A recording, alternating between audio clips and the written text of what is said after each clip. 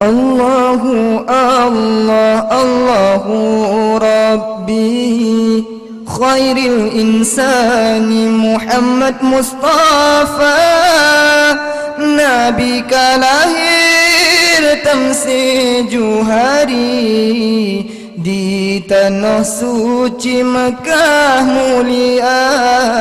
Nabi ka lahir tamsi juhari di tanah suci Mekah mulia. Allahu Allah Allahu Rabbi khairul insani Muhammad Mustafa Nabi ka lahir tamsi juhari di tanah suci Mekah mulia.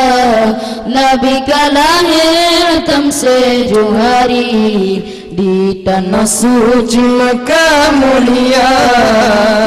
Binuan sid'u bagi tanyohan Nabi mama baurang mati menanegasi dengan sayang baca Al-Quran kalam yang suci dengan pegang ke urang dino soal matinya kerabat gata gata mati pama gata mati ayat ke di Allah mati saudara.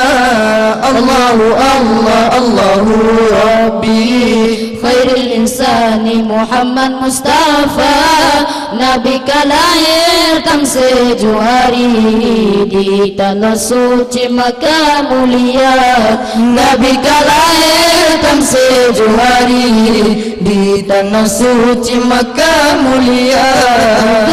Ulun pegang ke urang bina soai matinya kerabat gata gada mati pama gada mati ayat ke di Allah mati saudara dengan pegang ke urang bina soai matinya kerabat gata gada mati pama gada mati ayat ke di Allah mati saudara.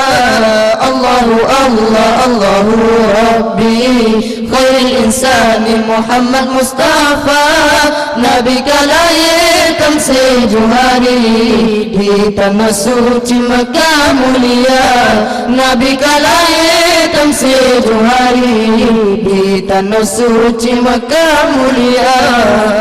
Nabi cudi-cudi yang mati jina auraduda asa syiruga bapinta langit turun pesawat di prema jiwa lang padang masyarakat. Nabi cudi-cudi yang mati jina auraduda asa syiruga bapinta langit turun pesawat di prema jiwa lang padang masyarakat. Allahu Allah Allahu Rabbi khairil insani Muhammad Mustafa Nabi ka lahir tamsi juhari di tanah suci Mekah mulia.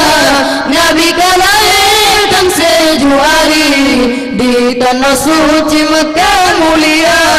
Jina ciri akan sabah-sabah tabajara intan mutia dalam cirinya iman hayati memehan sakri lebih pandiran namun tidak sabah-sabah tabajara intan mutia dalam cirinya iman hayati memehan sakri lebih pandiran. Allahu Allah Allahu Rabbi khairil insani Muhammad Mustafa Nabi ka lahir tamsi juhari di tanah suci Mekah mulia.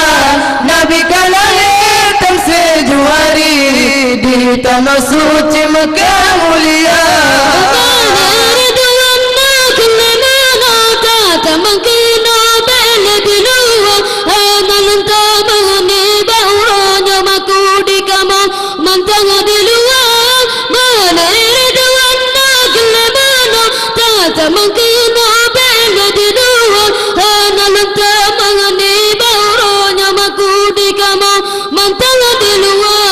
Allahu Allah Allahu Rabbi